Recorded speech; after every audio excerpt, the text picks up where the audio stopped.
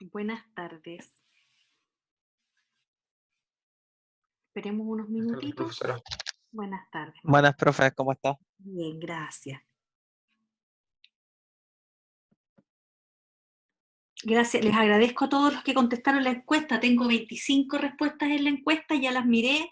Tengo información valiosísima ahí que la voy a usar el martes para retroalimentar. A propósito de retroalimentación, que es lo que vamos a tratar hoy día, interacción y retroalimentación, para irnos preparando para el siguiente ejercicio de planificación. Ayer se quedó conmigo un compañero al que no podía ingresar, a pesar de que yo dejé la encuesta abierta para que cualquier persona con correo con dominio PUCB o sin dominio pudiera contestarle igual. Así que me faltan como 23 respuestas. Que quienes no lo han hecho, recuerden que la encuesta está en línea y que pueden ir desde el link que les dejé ahí en el aula, ¿ya?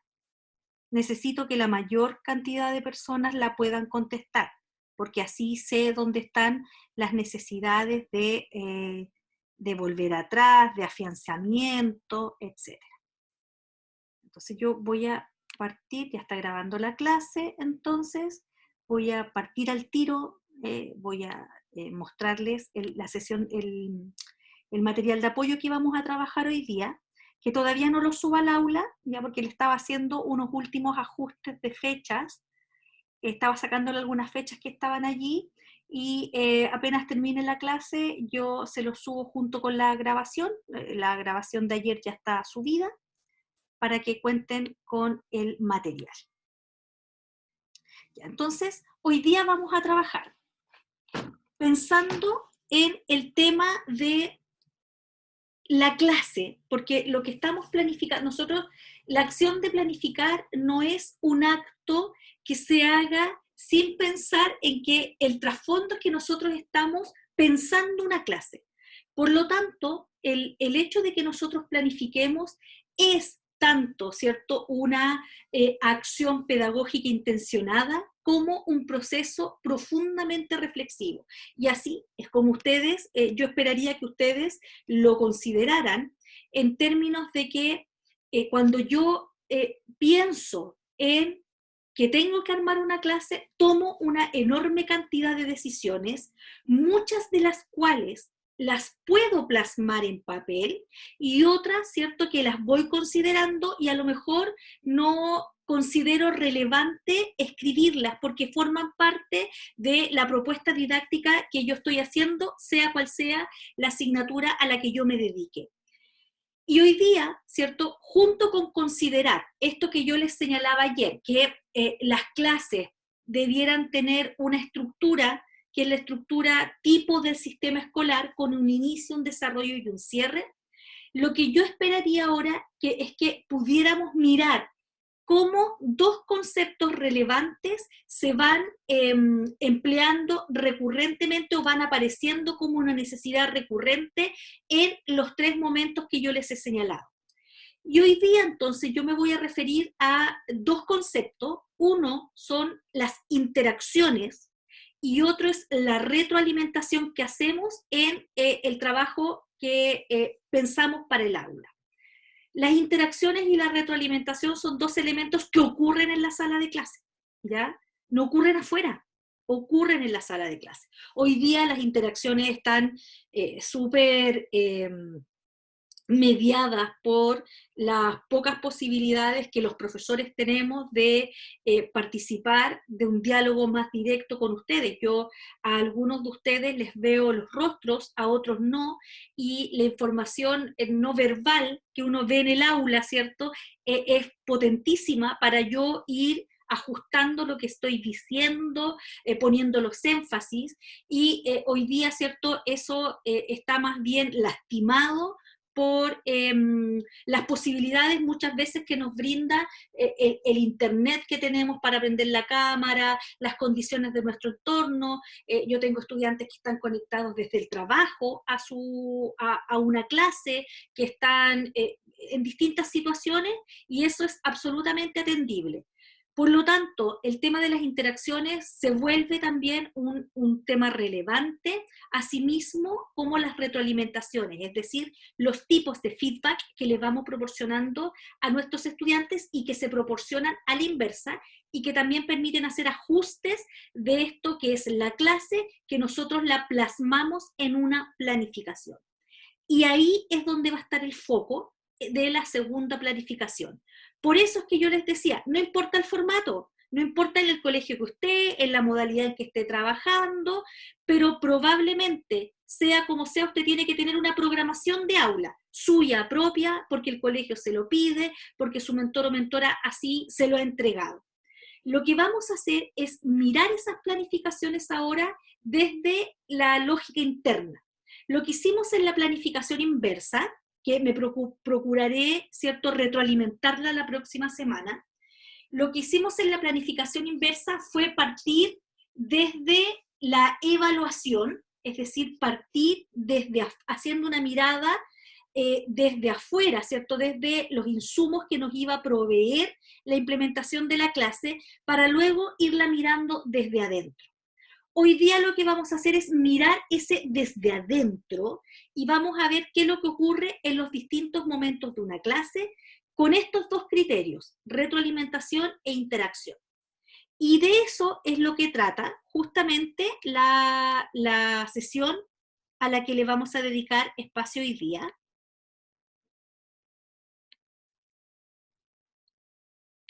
Esta es, ¿ya? Vamos a trabajar entonces con este enunciado, voy a agrandar ahí, este enunciado que dice interacción y retroalimentación, dejando huella en la planificación, porque eso es lo que vamos a hacer para la siguiente planificación. Vamos a dejar huella, es decir, vamos a usar marcadores, ¿cierto?, textuales que nos permitan especificar los momentos en que usted, como profesor de inglés, especialista en la enseñanza de una lengua, primero cree que se van a producir las mayores dificultades de sus estudiantes, que eso puede ser, por ejemplo, situado en el desarrollo de una clase, cuando usted introduce, por ejemplo, una categoría gramatical, introduce vocabulario nuevo, introduce un tipo de género o plantea, ¿cierto?, el desarrollo desde una de las habilidades, y el profesor entonces anticipa que es aquello que debiera, ¿cierto?, generarles mayores dificultades a los estudiantes, mayores dificultades de acceso, no es que les vaya a ser difícil e imposible, sino que dificultades de acceso, y que es entonces donde debieran producirse las mayores interacciones, la retroalimentación, y un tema en el que voy a entrar la próxima semana así muy de costado, porque es un tema más bien de la didáctica, que son las mediaciones que ustedes van a ir haciendo para que los estudiantes consoliden el aprendizaje. Y en ese sentido vamos a partir mirando algunas cosas que son importantes, ¿ya? Cuando uno piensa en la organización de la clase, miren lo que nos dicen los datos, ¿ya? En promedio, los profesores usan el 16% del tiempo en el inicio de una clase, el 74% en el desarrollo y el 10% en el cierre. ¿Ya? Hay claramente un desequilibrio que pareciera que es normal, o sea, activo conocimiento previo, movilizo conocimiento previo, me voy al nudo de la clase y si me queda algún espacio, ¿cierto?, cierro. ¿Por qué están estos datos acá? Porque mira lo que dice en la viñeta de abajo, dice, muchos docentes no planifican el cierre, o sea, creen que el cierre de la clase es un proceso más bien natural, que no necesita incorporarse con procedimientos como si lo hace el desarrollo, y muchas veces el cierre es inexistente, ¿ya? Y luego entonces en el colegio los niños pasan de una asignatura a la otra y van quedando muchas veces estas clases sin cierre. ¿De dónde salen estos datos? Estos datos salen de la evaluación docente. Los datos que yo les voy a mostrar ahora son datos que provienen de la evaluación docente. una evaluación a la que muchos de ustedes se van a tener que someter, ¿cierto? Cuando inicien su carrera profesional, sobre todo si van a trabajar a la educación pública o a la educación particular subvencionada, muchos de cuyos profesores también en la educación particular subvencionada tienen la posibilidad de entrar en carrera docente, que yo creo que es lo mejor que le podría pasar a un profesor hoy día, ¿ya? Y miren el dato, en educación básica, el 60% del tiempo es ocupado por actividades instruccionales, es decir, diciéndole a los niños lo que tienen que hacer. El 60% del tiempo está dedicado a decirles a los niños lo que tienen que hacer, de lo cual podemos deducir que el otro 40% es el hacer las actividades, revisar las actividades, retroalimentar, etc. ¿Ya? Lo que es una cantidad de tiempo bastante voluminosa, ¿cierto? Solamente en la oralidad del profesor diciendo qué tienen y cómo tienen que hacer. Ahora, en esa lógica, pensando en esto, ya estamos mirando la clase por dentro, ¿cierto? Pensando en esto, la pregunta es, cuando yo planifico entonces, que fue una de las cosas que yo pregunté en la encuesta, cuando yo planifico, y decía, ¿consideramos el inicio, el desarrollo y el cierre? Sí, ya, pero ese es como el esqueleto, ya, es el esqueleto de la clase. ¿Qué consideramos en el inicio? ¿Qué consideramos en el desarrollo? ¿Y qué consideramos en el cierre? Es otra pregunta. Lo primero que debiéramos pensar, ¿cierto? Es que tenemos esa estructura, un inicio, un desarrollo y un cierre. Que en esa estructura encontramos al menos todos estos elementos. Encontramos la meta de la clase, que era una de las preguntas que yo hacía y cuyos resultados me indican a mí que necesito volver a trabajar con ustedes el cómo se establece la meta de una clase, porque la meta de una clase mira para dos lados. Por un lado, es tributante al objetivo u objetivos de aprendizaje, es tributante, no podría ir para otro lado. En sí misma tiene una lógica de redacción, ¿ya? Que en algunos casos yo vi que no se daba, parte con un verbo que indica, ¿cierto?, una categoría cognitiva que se sitúa, ¿cierto?, en un nivel de complejidad cognitiva, y tiene, ¿cierto?, en su formulación, tiene algunos otros elementos que le permiten dar el contexto a esta categoría, ¿cierto?, cognitiva con la cual vamos a trabajar. Entonces, tributa para un lado hacia lo A, tributa hacia el otro lado, que es la clase, ya concretiza el OA, y además se formula con una redacción especial. Entonces tenemos la meta de la clase. No podríamos trabajar a partir necesariamente del OA, o sea, ustedes ya vieron, no voy a volver a repetir que el OA tiene, ¿cierto?, elementos que te dan a ti la posibilidad de trabajar unos u otros. No hay que tomarlo completo y pensar que eso va a ser todo lo que tú vas a lograr, porque los OA están allí, ¿cierto?, para orientar el trabajo que nosotros vamos a hacer. La clase tiene fases y tiempos. ¿Cómo asignamos los tiempos? Cuando uno es profesor principiante o profesor Nobel, como se llama ahora, una de las primeras cosas que uno tiene que aprender a manejar es el tiempo. Entonces suele suceder, y a lo mejor ustedes lo han vivenciado en las prácticas, que a uno habitualmente le falta tiempo, ¿ya? Sería bien raro que le sobrara tiempo, le falta tiempo. Y la investigación ha demostrado que si te falta o te sobra tiempo, es justamente porque hay elementos o variables que uno no está considerando, ¿ya? No está considerando. Por ejemplo, uno no considera que los niños no entiendan algo. No lo considera. ¿Cuándo lo considera? Cuando tú has pasado por este proceso reflexivo y has dicho, aquí yo estoy segura que me voy a tener que detener. Y aquí entonces voy a tener el ejemplo que está puesto en mi guía, en mi PPT, pero voy a tener además este ejemplo y voy a tener este ejemplo guardaditos por si necesito, ¿cierto?, recurrir a ellos para seguir andamiando y seguir andamiando y seguir andamiando. Entonces, el tema del tiempo es un elemento que se mira en la evaluación docente.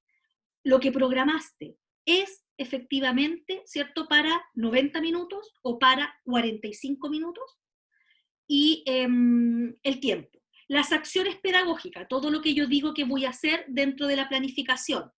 La consideración de los saberes previos de los estudiantes, súper importante, ¿ya?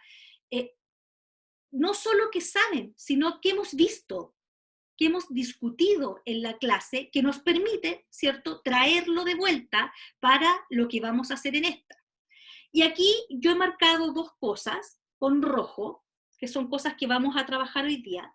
Una de ellas tiene que ver con las interacciones, y ya les voy a mostrar esto en datos, las interacciones, es decir, la capacidad que yo tengo de gestionar las preguntas, las inquietudes de los estudiantes y también de formulárselas, ¿ya?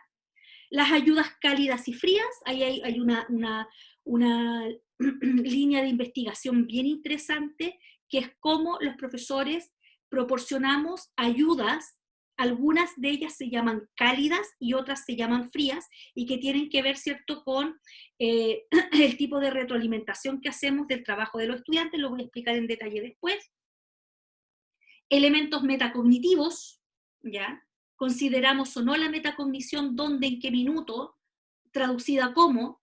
Las estrategias de evaluación formativa, ya que las discutimos antes de que ustedes planificaran, y evidentemente, ¿cierto?, los indicadores de evaluación, que era una de las cosas que estaban en la encuesta de ayer y que yo también vi que las respuestas todavía permitían visualizar que el tema de los indicadores de evaluación no estaba bien afianzado, y que es una de las cosas, ¿cierto?, sobre las cuales voy a volver la semana que viene. Ahora, lo más importante de esta lámina es señalarles que todo lo que ustedes ven aquí, ¿cierto?, se les va a evaluar cuando ustedes entren a la carrera docente. Esta mirada es la mirada que está, fíjense en el PPT aquí, en la ley 20.903, que es la ley de carrera docente. ¿Qué saben de la carrera docente? Díganme, alguien que me diga. ¿Saben algo? ¿Han tenido charlas? ¿La han revisado? ¿La entienden?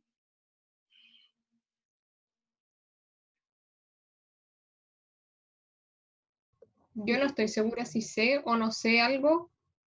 No sé, no sé nada. Entiendo, a mí también me pasa lo mismo. Ya. Les cuento, aquí voy a hacer un poco de contextualización. El último periodo de gobierno de Michelle Bachelet, para el olvido para muchos, ¿cierto? Juzgará la historia, digo yo. En el último periodo se promulgaron 4 leyes vinculadas a la educación, ¿cierto?, que de alguna forma han cambiado sustancialmente el panorama de la política pública en educación. La primera ley, ¿cierto?, fue, bueno, la Ley General de Educación, la LGE, que se firmó en el primer gobierno de Michelle Bachelet, el año 2009. Pero os voy a hablar de las 4 que se firmaron, ¿cierto?, en el segundo gobierno, se promulgaron. La primera es la Ley 20.845, que estipula el fin al lucro en la educación básica. En la educación superior siempre estuvo penalizado. El fin al lucro en la educación escolar, fin al copago, ¿cierto? Los que vienen de colegios particulares subvencionados, pagados, recordarán que sus papás pagaban desde 20 hasta 80.000 pesos, que es lo máximo que se puede cobrar en un particular subvencionado. Fin al lucro, fin al copago y fin a los procesos de selección, ¿ya? O sea, las escuelas, a partir de la ley 20.845, ya no pueden hacer selección de sus estudiantes, que es una lógica que primó en la educación particular subvencionada y pública por mucho tiempo. Muchos de ustedes que están aquí deben haber, ¿cierto?, sido seleccionados para la educación particular subvencionada, con distintos criterios. Por ejemplo, padres casados, niños bautizados, colegios católicos. Entonces uno tenía que presentar certificado de matrimonio, libreta de familia, bautizo de los niños, y tener una participación activa en la vida católica del colegio. Segregación, o sea, selección por notas, ¿ya? En este colegio solo podemos recibir a quienes tienen de 5.5 para arriba, ¿ya? Selección por criterios varios, por informe de personalidad, por situación social, socioeconómica, distintos, ¿cierto?, filtros que las escuelas iban disponiendo para quedarse con los mejores estudiantes. Y quedarse con los mejores estudiantes implicaba entonces tener buenos resultados en las pruebas estandarizadas y posicionarse dentro del espectro de colegios. Voy a mirar el chat porque aquí están llegando 2 comentarios. Confirmo, y carta de recomendación de parte de un cura incluso. Ya, sí, totalmente. Ahora, déjenme contarles una cosa. Esa familia donde había una madre soltera con un hijo, ¿cierto?, de padre ausente, no tenía posibilidades, por mucho tiempo no tuvo posibilidades de postular a un colegio católico. Ahora, se daba esta relación entre que esos colegios católicos, estoy hablando de los católicos porque fueron el símbolo de lo que ocurrió, ¿cierto?, en los años 80, eran colegios católicos que tenían buen desempeño, exhibían buen desempeño. Y aquí, en la quinta región, nosotros teníamos un vecino al lado, ¿cierto?, que era el Rubén Castro, que era un colegio que tenía feroces procesos de selección, largas listas de espera, y que el primer antecedente era el espíritu católico activo de esa familia. Déjenme mirar el chat. Ya, eso me hizo recordar que algunos colegios tenían exámenes de admisión. ¡Oh, exámenes de admisión, sí! Y los caros piden o pedían cuota de incorporación. Ya, me voy a referir a eso en lo pronto. Ahora, ¿cuál era el tema? ¿Por qué se convierte en ley el hecho de que los colegios no puedan seleccionar? Porque esos colegios que hacían estos procesos de selección con pruebas de admisión, con papeles intachables de la familia que postulaba, con solo recibir a niños que tenían, ¿cierto?, de determinado promedio para arriba, sin repitencias a cuestas, recibían y reciben subvención del Estado. O sea, esos colegios los financian las mismas familias, yo, postulante, con los impuestos, que son los que permiten financiar la educación. Entonces, el Estado le entregaba a los colegios y les sigue entregando un voucher, que es la subvención escolar, que se asigna a cada estudiante por asistencia a clase, y con esos colegios que son platas públicas, los colegios hacían discriminación de quienes postulaban. Entonces, yo, ciudadana intachable, si quería poner a mis hijos en un colegio católico y yo no soy casada, no tengo hijos bautizados, soy madre soltera, ¿cierto? Ni siquiera hice la confirmación, no podía postular a esos colegios que reciben platas del Estado, ¿cierto? Y me cerraban las puertas a mí, ciudadano, que no cumplía los requisitos para postular ahí. Por lo tanto, esta ley 20.845, una de las cosas que estableció es el fin a la selección. Ya los colegios no pueden seleccionar a sus estudiantes. Y entonces aparece este sistema incomprendido muchas veces y llamado de una manera caricaturesca la tómbola, que ustedes la han escuchado hablar de la tómbola. Aparece la tómbola. Entonces, usted entra a un proceso de sorteo, que en realidad es un algoritmo que trabaja con distintas variables y que le asigna un colegio. Ha sido un cambio brutal en términos de cómo uno buscaba matrícula, porque ahora tú entras a un proceso y el sistema te asigna un colegio.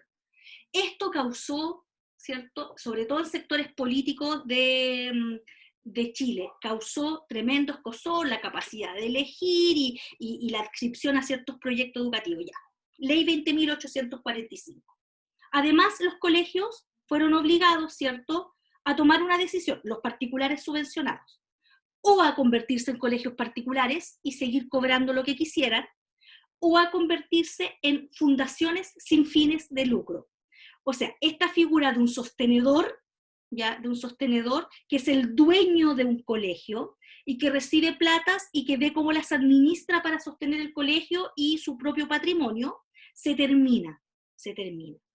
Y además, el fin de cualquier proceso que impida que los estudiantes, ¿cierto?, puedan estudiar. Por ejemplo, a partir de esa ley, los estudiantes no es obligatorio el uso de uniforme. O sea, yo no podría cerrarle la puerta a un niño que viene de su casa un día con buzo porque resulta que se le mojó el uniforme. ¿Qué se hacía en mi época? Y probablemente cuando ustedes eran chicos, existían mecanismos como la suspensión, te mandaban a la inspectoría hasta que llegara tu padre y no te dejaban ingresar a la sala de clase. Si tú no cumplías ciertas normas, por ejemplo, normas absurdas pero que han existido siempre, zapatillas negras. La zapatilla negra. Tiene que ser zapatilla blanca, no puede ser verde, no puede ser morada, no puede ser azul, tiene que ser blanca.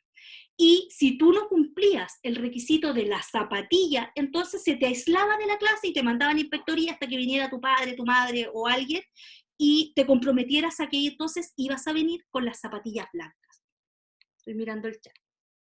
Ya, tengo una duda. ¿Cuándo fue implementada esta ley? Esta ley es del 2017. 2017, ¿ya? El verano del 2017 se promulgó esta ley. Esa es la primera, una ley súper interesante que de alguna forma, ¿cierto?, fue muy polémica, muy polémica. De hecho, se generó todo un movimiento, que era el movimiento llamado, no me acuerdo, era una sigla, que es un movimiento de padres que salieron a la calle a marchar para mantener la defensa de los colegios particulares subvencionados, ¿ya? Un movimiento político que se originó en contra de la promulgación de esta ley. Esa es la primera. La segunda ley es justamente esta que ustedes están viendo acá, que es la ley 20.903, que es la ley de carrera docente, que entre otras cosas, ¿cierto?, señaló que para estudiar pedagogía solo se podía hacer con puntaje, ¿ya? Con puntaje. Entonces, las universidades privadas, ustedes lo saben, la mayoría de ellas no pedían puntaje para entrar a estudiar pedagogía. Ustedes estudian en la Católica, donde la lucha por el cupo siempre ha sido bien apetecida, pero muchas universidades en Chile imparten pedagogía. De hecho, ustedes aquí están en la zona. Imparte pedagogía la Católica, la UPLA, la Andrés Bello, la Viña del Mar, y no sé si se me queda alguna, parece que esas son las 4, ¿ya? La Viña del Mar, por ejemplo, tiene o tenía inglés diurno y vespertino, ¿ya? Entonces, la competencia, en el fondo, era una competencia que estaba dada por el mercado. La ley 20.903 lo primero que dijo es que para estudiar pedagogía se iba a establecer un puntaje mínimo de ingreso a la educación superior, a formarse como profesor, que iba a ser incremental a partir de los años, partiendo de 500 puntos, en realidad se usa otra fórmula, pero es para que ustedes lo entiendan, de 500 puntos para luego en 2 años más subir a 550 y así progresivamente ir aumentando los criterios de selección para quienes quieren ser profesores. Porque ustedes recordarán, ¿cierto?, que yo no sé si ustedes lo han vivido, pero la tómbola no existe, ¿verdad? No existe la tómbola, es un algoritmo que asigna colegios, pero le llaman tómbola porque la gente se imagina que meten los nombres de los niños y los baten y el que le toca, no. Es un algoritmo que trabaja con distintas variables, el lugar donde vive el niño, ¿cierto?, los colegios que hay a su alrededor, son una montonera de variables que te dicen, esta es la escuela a la que tú deberías ir. Que es un poco, vuelvo atrás, perdón el paréntesis, para responder la pregunta de Miguel, es un poco lo que pasa en Estados Unidos. Ustedes saben que en Estados Unidos, ¿cierto?, los niños no pueden ir a cualquier escuela, tienen asignación de escuela. Entonces tú vas a la escuela de tu barrio, a la que te queda cerca, y eso permite focalizar políticas públicas. Por ejemplo, lo que hemos visto siempre en las películas gringas, el bus escolar amarillo, trayendo y repartiendo a los niños. Lo hemos visto siempre en las películas norteamericanas. Eso es posible porque ese bus escolar recorre un perímetro acotado donde viven todos los niños que van a esa escuela. Y la gente sabe, en este modelo gringo, que hay, ¿cierto?, barrios que tienen mejores escuelas que otras y están dispuestos incluso a cambiarse de casa para optar a mejores escuelas. ¿Ya? Es un sistema súper rígido y no es que yo lo quiera mandar a la escuela que queda, ¿cierto?, a 1 hora porque es la mejor, sino que es la que me corresponde por el lugar donde yo vivo. De manera similar trabaja este algoritmo. A un niño que vive acá donde estoy yo, ¿cierto? Yo estoy aquí en la frontera de Viña con Valparaíso, no lo va a asignar en una escuela en Peñuela o en Curauma, no le va a tocar en una escuela. Entonces el algoritmo te dice, mire, hay un radio de escuelas alrededor suyo y en una de esas va a ir. Y además el algoritmo trabaja poniendo familias. Entonces, a ti, si tú tienes 2 hijos postulando, no te va a mandar uno a Placilla y te va a dejar uno acá en Quilpué, ¿ya? Los va a ubicar, si es que no es la misma escuela, en lugares parecidos y va trabajando con los cupos que tiene cada escuela, etc. ¿Ya? Ese es el algoritmo, a lo que la gente le llama tómbola. Ahora, vuelvo a lo otro. ¿Les estaba... ¿Preguntas? Sí, lo que pasa es que no estoy segura si Miguel también iba a la misma pregunta, pero ¿todavía eso se está utilizando hoy en día? Sí, sí. Y eso es como, lo que siempre he tenido la duda es si eso funciona como obligación que el alumno tenga que ir a esa escuela. No, tú puedes tomar la opción de volver a postular, pero sí, tienes que ir a esa escuela, y esa es la escuela que te da cupo, porque hoy día no es llegar e ir, yo digo, mira, ahí hay una escuela que me interesa, voy a ir a preguntar si hay cupo, entonces de la escuela le van a decir, tiene que postular, y entonces uno postula por opciones también, dice, esta es mi primera opción, yo quisiera ir a esta escuela, el algoritmo revisa si hay vacantes, si cumples todas las condiciones, te asigna esa escuela, pero puede que no. Yo he conocido gente que quiere cambiar de colegio a sus hijos y me dicen, mira, no me tocó la escuela que yo quería, así que me voy a quedar aquí otro año más y voy a volver a postular. Es un sistema que ha sido súper difícil de comprender para la gente en un sistema tan neoliberal como el contexto escolar que hemos tenido los últimos 30 años.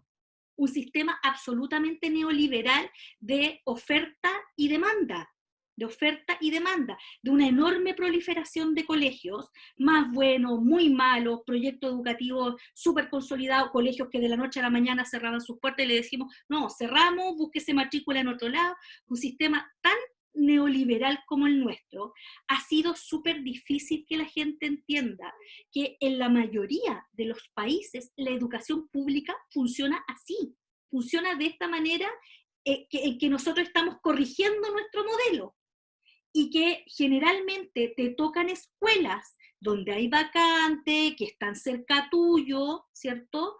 Y en el extremo de eso está el modelo norteamericano en que tú te tienes que mover a la escuela que te asignan por el lugar donde tú vives. Y entonces viene el sentido del bus escolar, que no es que recorra, como en Santiago, 4 comunas repartiendo niños, pues, recorre un perímetro acotado, y eso entonces permite focalizar la política pública, porque entonces yo puedo destinar, ¿cierto?, más recursos a una escuela que tiene más niños, porque el lugar donde vive es un lugar más densamente poblado, ¿ya? Esa es como la lógica. Estoy mirando aquí el chat. Entonces, esa ya, Ley General de Educación, Ley 20.903, primero establece vuelvo a lo otro, establece requisitos para estudiar pedagogía, y además establece una carrera docente, algo que no existía en Chile, hasta esa ley. Y la carrera docente implica que cuando usted egresa, tiene que, y entra al mundo profesional, va a entrar como profesor novato o profesor principiante. Ese va a ser su estatus. Y la ley señala, y en lo ideal, para eso Chile está formando una serie de mentores, que usted tiene derecho a la compañía de un mentor, que es un profesor que puede estar en el mismo establecimiento educacional donde usted va a trabajar, u otro, que va a realizar un proceso de inducción de este profesor Nobel que está ingresando al sistema, le vas a hacer un acompañamiento en un tiempo acotado, ¿cierto?, para imbuirlo en la cultura escolar y en lo que implica ser profesor más allá del discurso que hemos escuchado en la universidad. Y usted puede estar 1 año, 2 años, ¿cierto?, en este proceso de inducción, en que usted también va a recibir una suerte de bonificación monetaria por acogerse a este programa de profesor Nobel con mentor, y luego de eso usted tiene que entrar en la carrera docente, que implica que un profesor a lo largo de su vida va avanzando en tramos, ¿ya? Desde el tramo inicial, un profesor que lleva entre 3 a 5 años de ejercicio profesional, hasta el tramo experto 1, que es el último tramo, ¿cierto?, el último peldaño de la escalera, y en ese tramo de experto 1, ¿cierto?, uno va progresivamente aumentando su salario, ya esto está asociado con contrasalario, y como profesor experto 1, ¿cierto?, en el fondo llegas a lo más alto en que se puede llegar en una carrera que se hace en el mundo escolar. Para avanzar de tramos, uno tiene que evaluarse, uno se evalúa, y tiene que estar dando pruebas cada 4 años. Tú te puedes mover de tramo, ¿ya? No es como que yo este año me evalué, quedé en una categoría, el próximo año me vuelvo a evaluar. Tienes que hacerlo cada 4 años, y si eventualmente a ti te fuera mal en esa evaluación, que consiste primero en una prueba de conocimientos, ustedes van a tener que someterse a muchas pruebas de conocimiento, ¿ya?, cosa que yo no hice cuando empecé mi ejercicio profesional. Tienen que someterse a una prueba y además tienen que armar lo que hasta ahora se denomina, ¿cierto?, portafolio de evaluación docente, que es una plataforma que se abre para que el profe planifique, establezca las metas, muestre los materiales con los que está trabajando, haga reflexión pedagógica, se filme una clase y haga análisis de esa clase. Y el que evalúa al profesor que está sometiéndose a este proceso, mira, entre otras cosas, las que yo he dejado en este PPT. Mira el manejo de los tiempos, mira el que la clase tenga un inicio, un desarrollo y un cierre reconocibles, mira la consideración de los saberes previos, las interacciones que ese profe, ¿cierto?, gestiona en el aula, cuáles son sus estrategias de evaluación formativa, y todo esto lo mira, ¿cierto?, a partir de esta grabación de una clase que ese profe hace. Y que además el profe no solo la graba, sino que tiene que autoanalizarse, ¿ya? Acá abajo yo les dejé un videíto sobre la carrera docente, que es un video que dura como 2 o 3 minutos. Yo les recomiendo que cuando tengan tiempo lo vean. Díganme. Yo recuerdo en su momento, hace varios años atrás, cuando estuvo súper en boga esto de la evaluación docente, muchos profes oponiéndose Sí. a la evaluación docente. ¿Por qué es tan controversial si al final yo creo que lo que busca es mejorar un poco la calidad docente? ¿O será que no es lo que dice ser y por eso se oponen? Porque yo la he visto por dentro, pues de hecho conozco muchos profes que se evalúan y que en algún momento me dicen, oye, pues mira, aquí están mis credenciales de la plataforma, revísame lo que yo he puesto. ¿Por qué? Primero porque históricamente ha habido un movimiento que es muy paradojal, que es el movimiento de los profesores buscando que no los evalúe, que es una cuestión que se arrastra de los años 80, cuando la evaluación docente, ¿cierto?, tenía algunos elementos punitivos, ¿ya? O sea, en el fondo, si te iba mal, quedabas mal clasificado y probablemente tus expectativas laborales se veían entorpecidas. Pero es por un tema político más que nada, es un tema político de esta idea de que por qué los profesores tenemos que evaluarnos. En Chile hay 2 profesiones que son las únicas que se evalúan permanentemente. Las profesiones, las profesiones vinculadas a la salud, ¿ya?, y las de pedagogía. De hecho, solo pedagogía tiene hoy en día, ¿cierto?, por ley, restricciones de puntaje. ¿Ya? Solo pedagogía, solo las pedagogías. Solo las pedagogías y las carreras de salud, ustedes saben que los médicos dan una prueba que se llama el EUCOM, algo así, que es una prueba de conocimiento, que muchas veces la escuchamos en la tele porque médicos extranjeros la dan para validar su título, y los profesores somos los que nos evaluamos. Y por tanto, eso crea un sesgo. ¿Por qué nosotros tenemos que evaluarnos? Mientras, que es el típico argumento, mientras un abogado, ¿cierto?, salido de cualquier universidad, además de que gana, ¿cierto?, 4 veces más de lo que gana un profesor, no le exige a nadie que se evalúe, ¿ya? Y esto tiene que ver con una tradición que hay en los países que tienen buenos resultados en términos de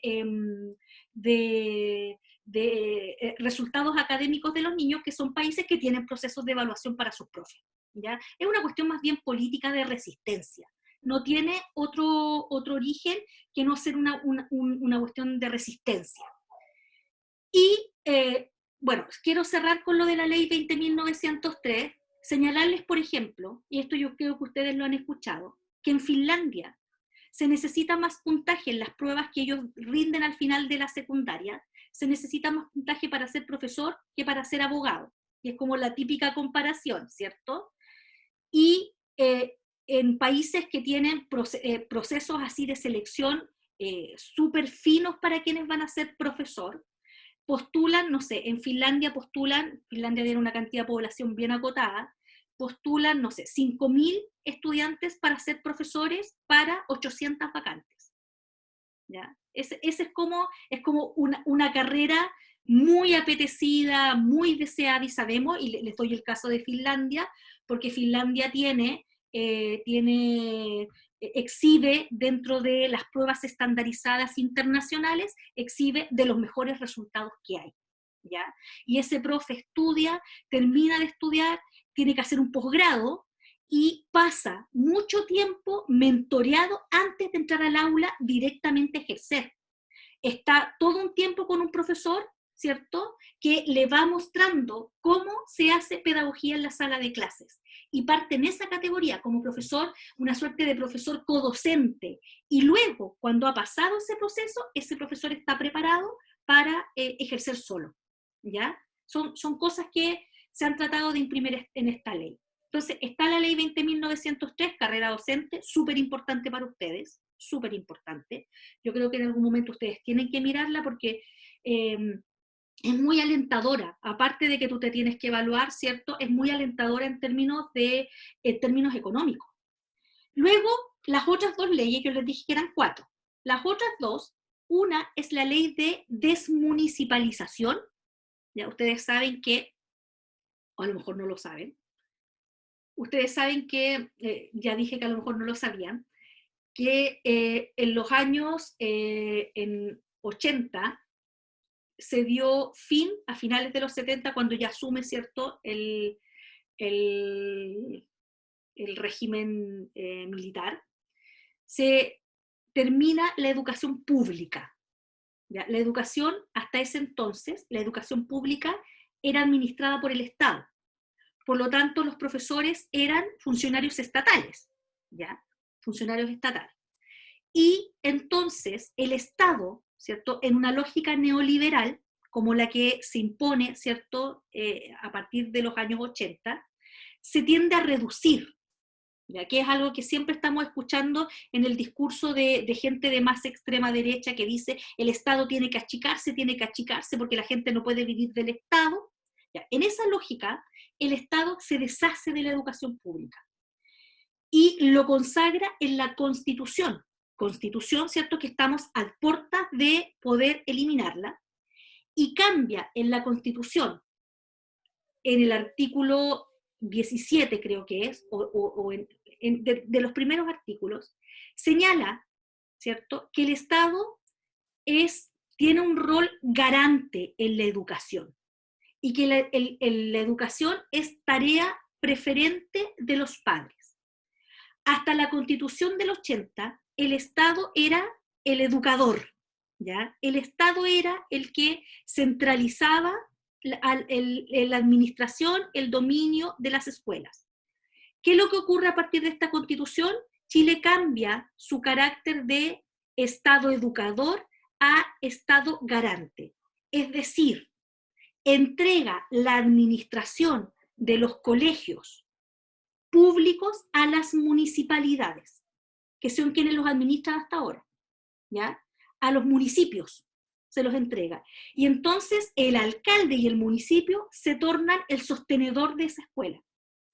¿Qué pasó en Chile? Yo no sé si ustedes han escuchado hablar de la deuda histórica, han escuchado hablar de los profes que siguen todavía peleando por la deuda histórica, que son, la mayoría, son profes que ya murieron, voy a mirar el chat, ya. La deuda histórica emerge de ahí, porque hasta ese entonces los profesores eran funcionarios del Estado, eran empleados públicos. Y entonces cuando se produce este tránsito de los colegios a los municipios, a los profesores se les despide. El Estado se deshace de los profesores y entonces no les paga la indemnización que corresponde por años de servicio como funcionarios públicos. Y no les pagó porque no había dinero, que es lo mismo. 30 años después hay profesores que fueron exonerados en esa época y que nunca recibieron el pago, ¿cierto?, de su finiquito. Y esa es la deuda histórica que hasta el día de hoy, muchos profes, no hay ningún profe joven reclamándola, pues son puros profesores que o ya se murieron esperando el pago de la deuda histórica, o que les quedan algunos años de vida, y reclamando el pago de esa deuda.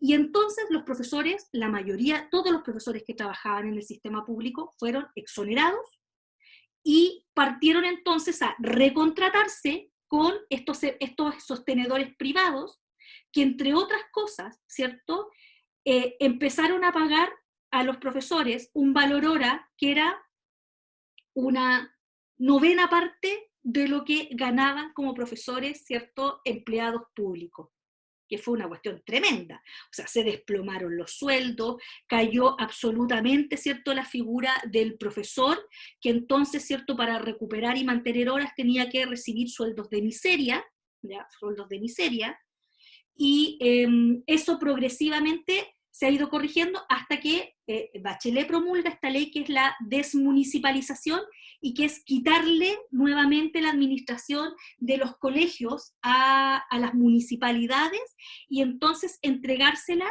a algo que se llaman servicios locales de educación, que es una figura que se crea a partir de esta ley.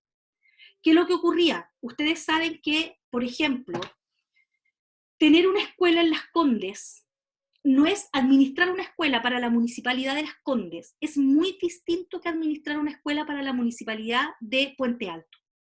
Primero, porque en Puente Alto viven más niños. Las tasas de natalidad son más altas que en Las Condes, ¿ya?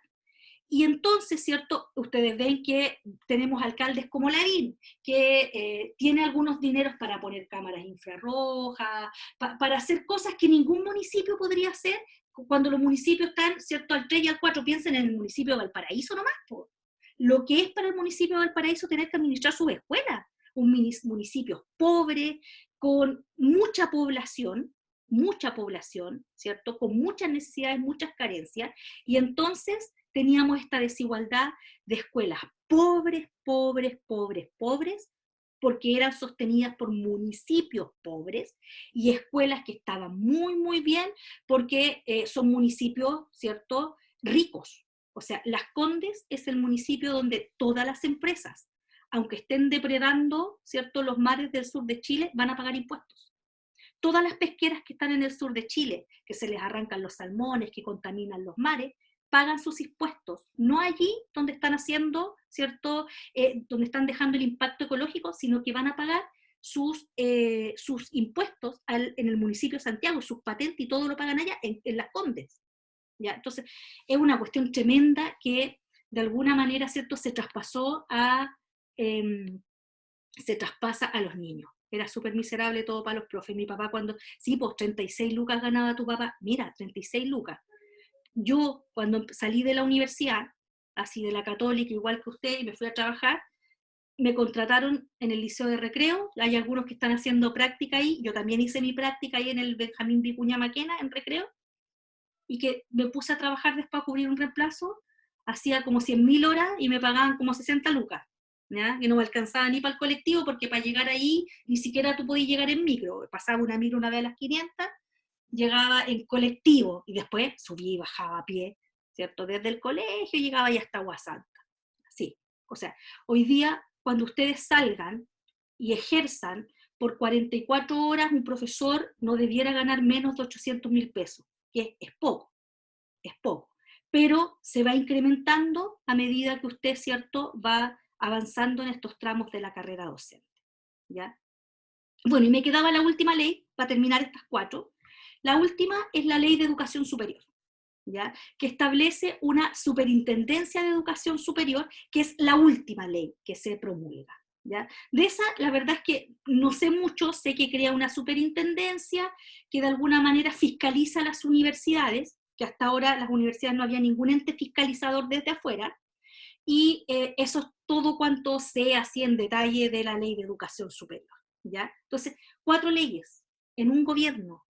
Entonces, Michelle Bachelet podrá tener muchos detractores, pero yo siempre digo, en materia educacional, la historia, los libros de historia en 30 años más, cuando miren para atrás y vean cómo nosotros hoy día en el 2021 hablamos del proceso de creación del modelo de los colegios particulares subvencionados, en 30 años más vamos a estar diciendo, oye, mira, aquí fue el momento en que se desmunicipalizó la educación y se crearon los servicios locales con administraciones que son dependientes del Ministerio de Educación y la Superintendencia de Educación y ya no de los municipios, ¿ya? Eso, básicamente. Entonces, vuelvo acá al dibujo, ¿cierto? Para mostrarles algunos otros datos, ¿ya? Quiero mostrarles acá un dato, que sé que hay cosas que no voy a alcanzar a ver. Ya, miren. Voy a volver atrás. No quiero saltármelo porque no tiene mucho sentido. Ya, entonces, yo les decía que una de las cosas que mira la evaluación docente y que es fundamental en el desarrollo de una clase, en las competencias profesionales de un profesor o profesora, es la capacidad que tiene de interactuar en la sala de clases. Y esto está súper estudiado, está súper estudiado. Hay un estudio que yo les tengo por ahí, una síntesis que se las voy a colgar para que lo lean, que dice, y está estudiado por profesión. Por ejemplo, los profesores de educación básica, ¿cierto?, interactúan con los estudiantes ¿cuántas veces, cuántos minutos en el proceso de desarrollo de una clase? ¿Y qué tipos de interacciones son? Son para que los niños o niñas respondan preguntas, o son para que asientan, o son para que se pregunten entre ellos, o X cosa, ¿ya? Entonces, para mirar nuestras planificaciones y nuestro segundo ejercicio de planificación, una de las primeras cosas que ustedes van a tener que hacer es pensar en esa clase que usted está diseñando, ¿cierto? ¿En qué espacios necesariamente usted va a tener que poner estrategias de interacción? ¿Dónde va a elaborar las preguntas? ¿Ya? ¿Qué tipo de preguntas va a hacer? Que son cosas que muchas veces nosotros no visibilizamos en las planificaciones. Asumimos que la planificación es un bloque de corrido a fin, ¿cierto? Donde el profesor habla, bla, bla, bla, bla, bla, y asumimos que sí vamos a preguntar, pero no pensamos en que las respuestas que nos den, ¿cierto?, pueden reconfigurar el cómo yo sigo haciendo mi clase. Es como ahora, ¿cierto? Yo iba de corrido y me preguntan por la tómbola, ya, me detengo y eso me resta tiempo. Entonces, yo sé que ahí siempre hay como mucho interés de parte de los estudiantes de pedagogía de conocer estas cosas que están vinculadas a la política educacional. Entonces, las interacciones. ¿Qué vamos a entender por interacción? Este intercambio que ocurre entre individuos cuando existe una dinámica dialógica, ¿ya? Este diálogo ocurre enmarcado en procesos de enseñanza y aprendizaje y puede desarrollarse de diferentes maneras. Puede ser horizontal o autoritario, basado en el lenguaje o en otras formas de comunicación. Por ejemplo, si yo les dijera, levante la mano todo aquel, aquí no lo puedo hacer, ya, no lo puedo hacer. Levante la mano todo aquel que estudió en colegios particulares subvencionados. Ahí el Miguel levantó la mano. Ya, entonces, digo, ya, mira, aquí, ya, ahí están levantando la mano. Ahí yo digo, mira, tengo en esta sala virtual, el 70% de ustedes proviene de la educación particular subvencionada. Puedo andar equivocada, pero las cifras de postulantes, saco una media, porque la mayoría de los postulantes que llegan a la Católica de Valparaíso provienen de la educación particular subvencionada, ¿ya? Una fracción no menor de la educación pública y un porcentaje más chiquitito, bien chiquitito, de la educación privada. Esos son los números que se dan en la mayoría de las carreras. Y probablemente aquí no va a ser la excepción, ¿ya? Mi mentora me dijo que no pagaban el tiempo de planificación, así que no suele planificar las clases. ¿Qué tan común es eso? Es que, no sé, yo creo que eso no es así, o sea, no voy a desmentir a la profesora, pero hoy día existe por carrera docente un tiempo que es el tiempo lectivo, que estás en aula con estudiantes, y unas horas no lectivas. Una de las propuestas de esta ley es que progresivamente se fuera aumentando el tiempo no lectivo, ¿cierto? El tiempo que el profesor no está en aula. Uno mira modelos extranjeros y se quiere sentar a llorar, y yo me abrazo con tu profesora y me siento a llorar, Miguel, porque, o con Dante, que puso ese comentario, porque, por ejemplo, yo he tenido la posibilidad de conocer el sistema de educación francés, estar en salas de clases con estudiantes y entrevistarme con profesores de allá, y los profesores hacen de una jornada completa 14 horas de clase y el resto la tienen para preparar sus clases. En Chile la realidad era brutal, o sea, profesores contratados por 44 horas, que es el máximo de contrato al que uno puede aspirar, 44 horas, que tenían 42 horas en aula. O sea, ese tiempo no te permite hacer absolutamente nada, nada. Progresivamente entonces la ley ha permitido que se vayan aumentando las horas no lectivas, es decir, aquellas que no están en el aula, no estás en aula, y se vayan bajando aquellas horas, ¿cierto?, que tú estás en el aula, en una proporción que, si no me equivoco, es 70-30. 70 horas de clase en aula, 30 horas de clase, ¿cierto?, de tu tiempo. Ahora, el problema, Dante, es cómo se administran esas 30 horas que quedan, o sea, ese 30% que queda, no son 30 horas, ese 30%. Y ahí es donde las realidades de los colegios son disímiles.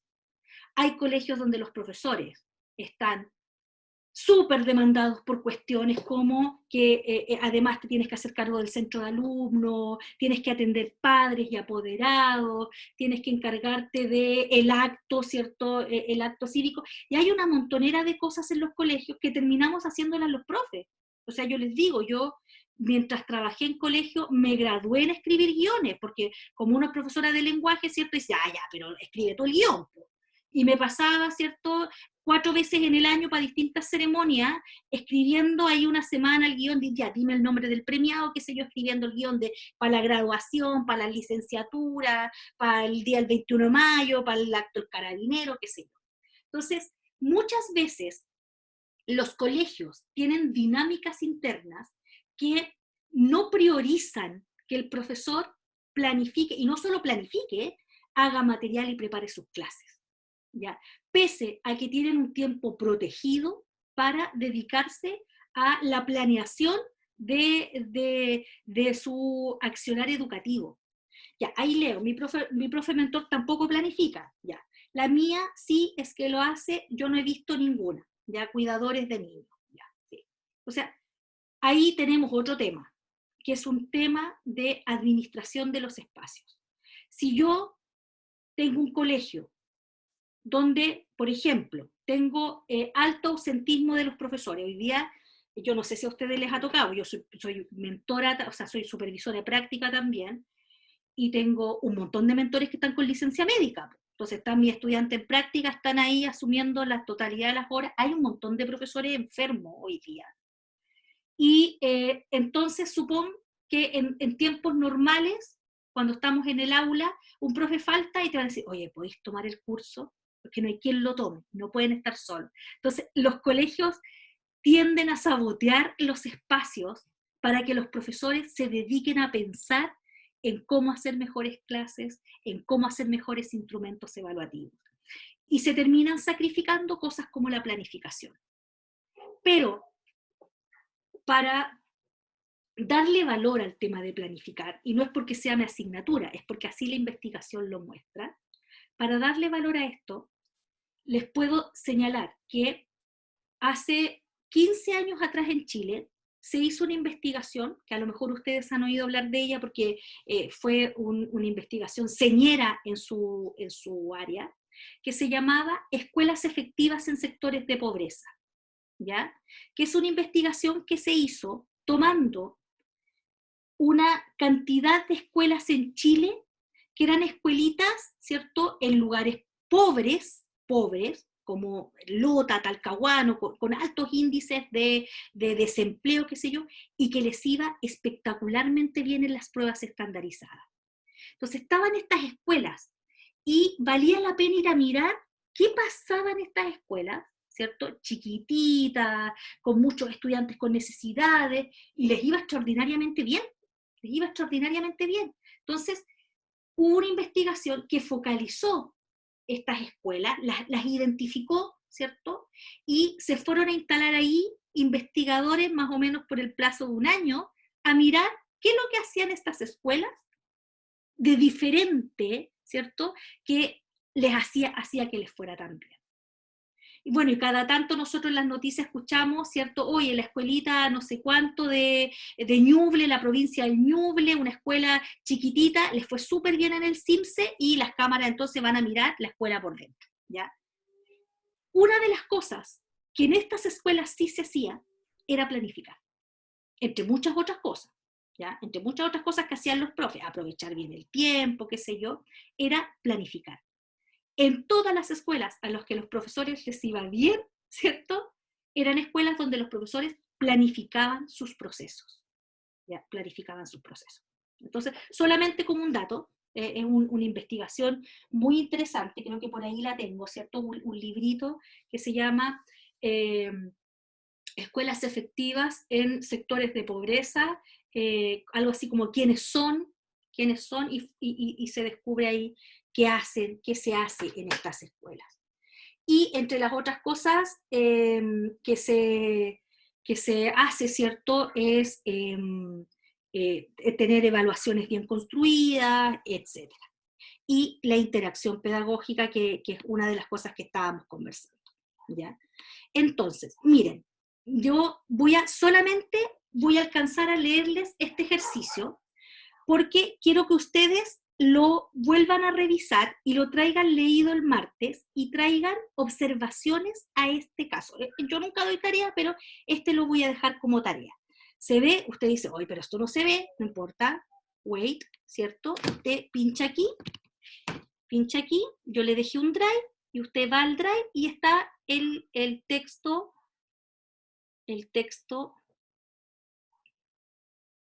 legible, ahí usted lo puede agrandar si quiere, y esta es la descripción de una clase, es de matemática, da lo mismo de la asignatura que sea, en que se establece, ¿cierto?, una situación entre el profesor de cuarto básico al que le están filmando la clase.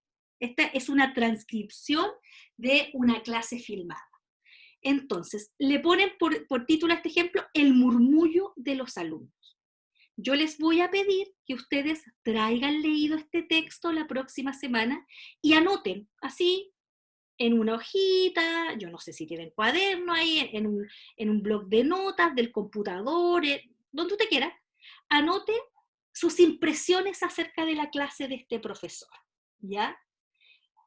En la lógica de las interacciones, eso es lo que estamos mirando, ¿ya? En la lógica de las interacciones, y piensa en la retroalimentación también. Entonces, yo les voy a dejar subido este PPT ahora que voy a terminar la clase. Usted pincha ahí el link y lo va a llevar a este texto y me va a traer sus impresiones acerca de lo que ocurre en esta clase y por qué vale la pena, ¿cierto?, que analicemos la propuesta de este profe de matemáticas que está trabajando con figuras geométricas, ¿ya? No les adelanto más porque me interesa mucho recoger las percepciones que ustedes tienen. Este PPT, como ya se me acaba el tiempo y no quiero pasarme de la hora, ¿ya? Este PPT, ¿cierto? Se los voy a dejar subido. Ahí, este PPT termina así, miren. Termina así. Siguiente planificación. ¿Ya? Después de este PPT, vamos a empezar a pensar en la siguiente planificación. Y la siguiente planificación va a incorporar los elementos que vamos a ver, ¿cierto?, durante la próxima semana. Así que para que usted, si no puede asistir, esté atento, ¿cierto?, a las grabaciones, porque yo voy a ir explicando cosas que son con las que vamos a ir a intervenir una planificación. No van a planificar desde cero, yo se los dije. Recojan, tomen, usen una que ustedes hayan formulado. Si su mentor no planifica, usted tendrá que ver ahí, ¿cierto?, qué insumo tiene para mirarla desde esta lógica. Desde las actividades de sistematización metacognitiva y metalingüística, ¿ya? Cómo fue andamiando los aprendizajes y haciéndolos visibles para los estudiantes, en los momentos antes, durante y después, o inicio, desarrollo y cierre, qué preguntas hizo o debió hacer y cómo retroalimentó o debió hacerlo, ¿ya?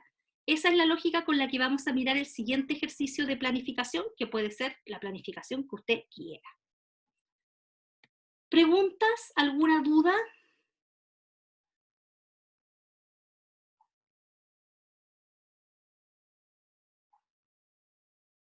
Bien. Se me hizo poco el espacio, hay mucho que explicar para un profe que se está formando, pero lo importante es que ustedes sepan que mi interés es que ahora ya nos situemos desde afuera de la planificación, como en esta situación en que usted tenía que elegir uno A, sino que a donde vamos es a construir un proceso reflexivo acerca de la acción pedagógica que ustedes van a desarrollar como profesores de inglés, mirando desde dentro de la sala de clase, ¿ya? Yo también les voy a pasar algunas planificaciones, vamos a hacer un ejercicio de construcción colectiva como el que hice yo ese día, que tomé unos indicadores de evaluación.